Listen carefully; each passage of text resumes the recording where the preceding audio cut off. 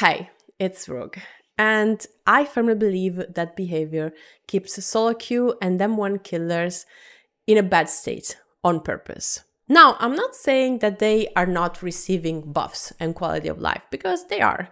Soloq has gotten the HUD last year, and now we can see who is doing a generator, who's being chased, who is healing someone. That's great, right? We also have base kit borrow time, which is a great addition, and we also have anti-camp finally. On the other side, M1 killers too are receiving little buffs here and there. Quality of life. Doctor has gone through some really good changes for their blast, and their shock has got some add-ons base kit, and the same goes for Trapper, the same goes for Baba. So many M1 killers have received small tweaks that are actually good quality of life. But so much more could be done, and for some reason, which I think I know what it is, behavior is holding back on that massively. Now, when we think that someone is doing something bad on purpose, we need to ask ourselves, why would they do that? Who will this benefit?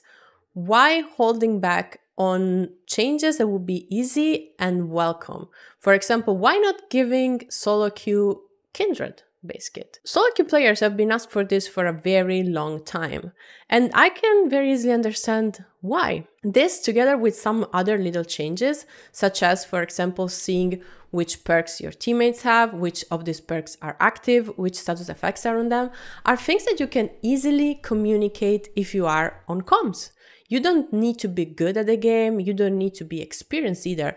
You can just have brought a friend of yours to try Dead by Daylight, and they could tell you, oh, it just popped on my screen that I have the blindness status effect, and at the point, you know that they have been just hit by the killer, and that must be the third seal. Or they could tell you, I got hooked right now when it says Oblivious, and now you know the killer is plaything. Or your friend could be like, well, yes, I left my generator, but I'm not going for the Anuk. It actually got blocked, and now you know that the killer has Grim Embrace. Or they could tell you, I am going for the Anuk, and now you know that you don't have to go.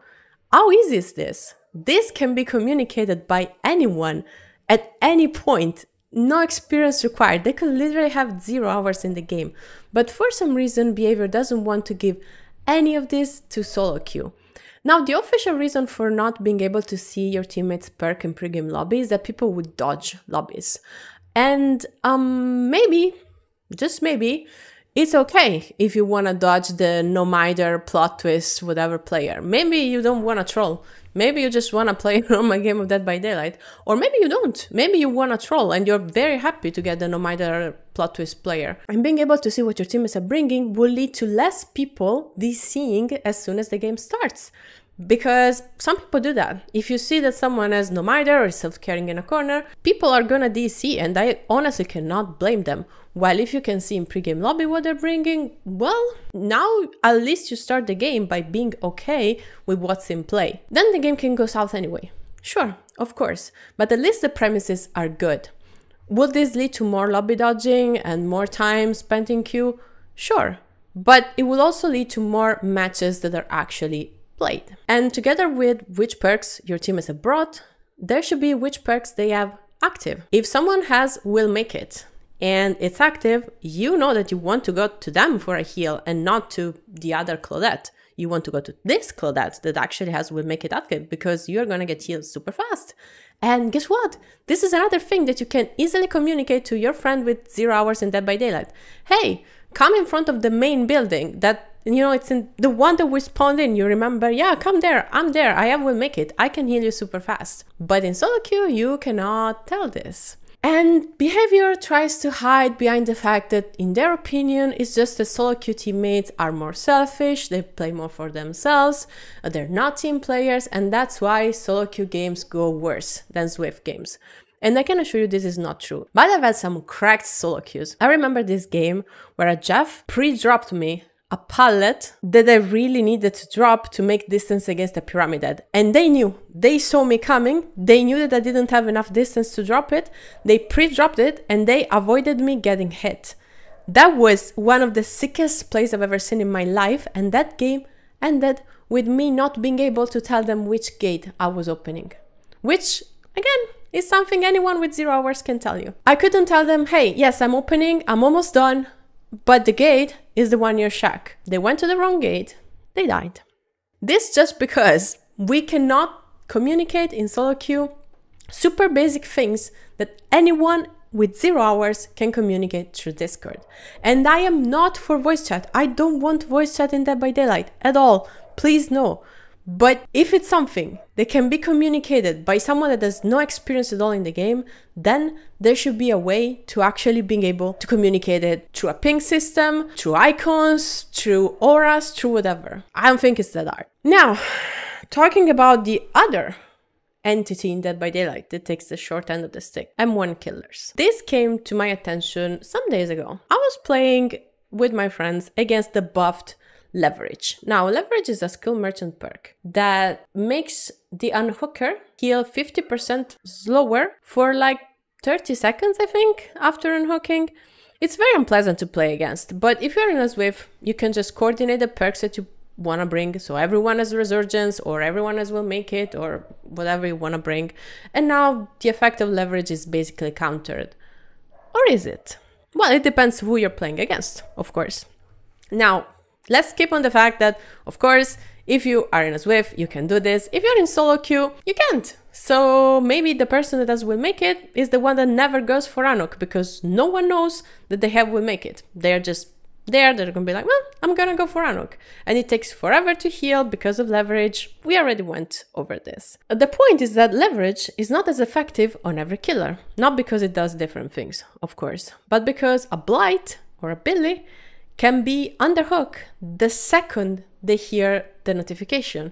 So at the point, unless you have a really cracked healing build, it's gonna be complicated to actually finish the healing. And now you have to bring some different form of anti-tunnel, right? Because if I'm playing against a Trapper and I go for Anuk and there's Leverage in play, if I know that the Trapper is on the other side of the map, Will Make It or not, I can probably finish the heal. And that means that the person that got off hook now has chew alt state to chew through, right? But if I'm playing against a Blight, now that doesn't work anymore because they can interrupt my healing thanks to Leverage. And so now the person better have off the record or DS or, well, they're probably gonna end up on that hook again, which is very unpleasant.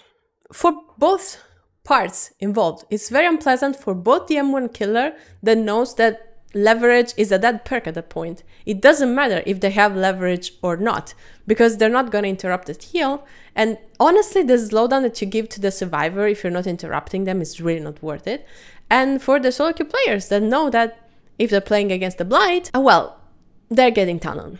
100%, because you don't bring Leverage and not tunneling. Like at that point, don't even bring Leverage. You are doing that to interrupt the healing, right? And not to gain, what is it, like 10 seconds. That's not why you're doing that. And Leverage is only one of the examples of the perks that are bad, that are particularly unfair on the weakest entities that play Dead by Daylight. There are some that have always been terrible against solo queue, and there are some that have been recently changed, buffed, and now they are particularly bad for solo queue or M1 killers. In the latter, we have Quick Gambit. Quick Gambit is a very fun perk in my opinion, and I don't consider it unbalanced on its own. What this does right now is that while you are being chased and are healthy, you see the aura of all your other teammates, and they have a speed boost at repairing generators. I think it's 5%. Now, if you're bringing Quick Gambit, the killers you're gonna be getting the most value against are M1 killers, because, well, they're gonna take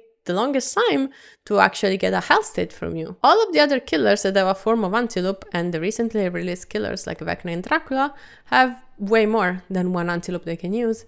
They're gonna chew through your health state pretty quickly. It's gonna be pretty easy for them to get a hit. Let's not talk about like S tier killers like Nurse, Blight, and Spirit. Of course, it's very, very easy for them. But if you're playing against an M1 killer, this perks gives you really good info, and you're probably gonna stay healthy for a while. So this is another perk that works way better against the weakest side of the game instead of the strongest side of the game. It doesn't go any better for killers actually. There are perks that work fantastically against solo queue but are absolutely useless against Swift. There are perks like Hex the Third Seal, like Knockout, like Pentimento, that do absolutely nothing against whiffs and are incredibly strong against soloq. Because if survivors are blind by knockout or by third seal, someone is probably gonna blade out or die on hook. How are you supposed to have an idea of where the survivor went down with knockout? That is really difficult, unless you had bond or empathy and you saw them going down. It's a little bit easier maybe with third seal, because of course you can see the hook bubble still.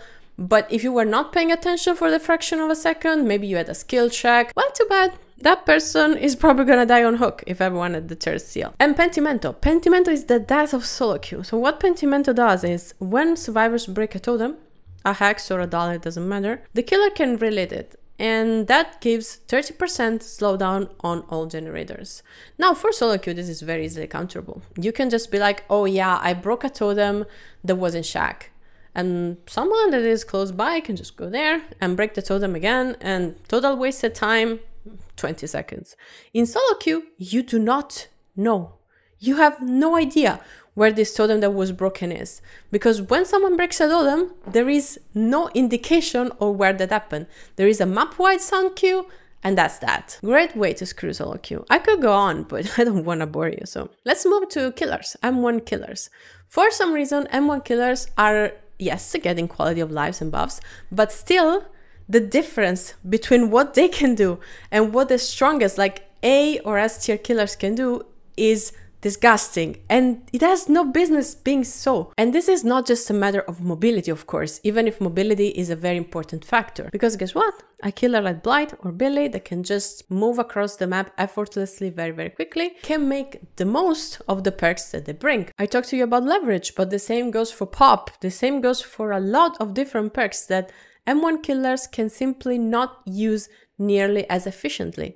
If you hook someone and you have pop on Trapper, you can choose. You either go on the other side of the map and pop the most progress gen, that is, assuming the gen doesn't get completed on your way there, or you pop one of the gens nearby that are like 30%. And anyway, even if you actually manage to pop it, it's a huge waste of time. Meanwhile, the Blight can just be instantly there and get the most value out of their pop. Simply don't bring the perk. Simply have less viable options. And let's be real, it's much easier, whether you're playing soloq or with, to escape against one of these killers instead of the strongest killer, right? So it would be nice if behavior actually implemented perks in a way that they benefit weaker killers the most. So the perks are kind of an equalizer. You want to play the Blight, that's very nice, but now your pain rest, instead of doing 20%, does 7. Playing the Trapper, your pain rest does 30% and up, because makes sense. This is a very easy and quick fix. It's so simple to be like, well, perks are adapted to the killer you are playing. So strong perks are actually the strongest on strong killers, and they are weak or even useless on weaker killers. But there's more. Weaker killers, yes, they do receive updates, they do receive quality of life, except for Legion. Behavior hates Legion mains, and no one can convince me of anything else. But what they do receive is not nearly enough, and I am taking the example of the Trapper. When Trapper got buffed last year and got some nice quality of life, and now their traps spawn near the middle of the map, so they kind of have to go there anyway, people suggested to just let Trapper spawn with all of his traps. Why not? Sure, one of the objections is that then Trapper could just secure an area, for example around basement, and make it unplayable for Survivor. But guess what? Trapper can already do that. The correct way to play against basement Trapper is to not go near the basement. Let the person die there. If they get anti-camp, maybe they can unhook themselves. If not, they're just gonna stay on hook for 140 seconds. You're gonna complete as many gens as possible and hopefully escape.